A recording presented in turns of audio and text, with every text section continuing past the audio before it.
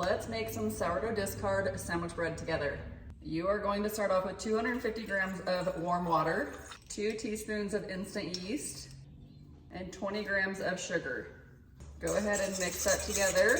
So now that it's foamy and it looks like this, I'm going to add some of my sourdough discard, and I'm gonna do 100 grams.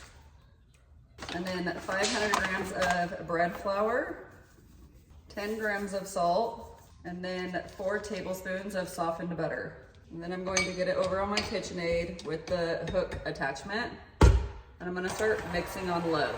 Once it starts to form a ball, I'm gonna go ahead and move it up, and then I'm gonna knead it for about 5 to 7 minutes. So now that it's done kneading, I'm gonna go ahead and turn this off, get our dough off. And then we're gonna take our dough and just form it into a ball. Spray our bowl with non-stick cooking spray.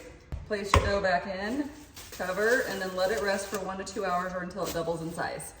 So my dough is definitely ready to shape now. I'm going to spray a 9 by 5 inch bread pan. And then I'm just gonna go ahead and get my dough out on my countertop.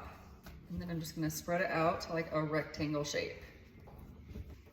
And then I'm gonna go ahead and fold in the sides some, and then just start rolling it up. And then I like to tuck my ends under, and then just make sure that sill is really nice and sealed together. Go ahead and place it in your bread pan, and I'll let this rise for about another hour. Looks like it's definitely ready to bake now. So I'm gonna stick it in the oven at 350 degrees for 40 minutes. And there we go, it is all done. You just wanna make sure it completely cools before you cut it, but I will put the full recipe in the description below, and then make sure you follow me for more recipes.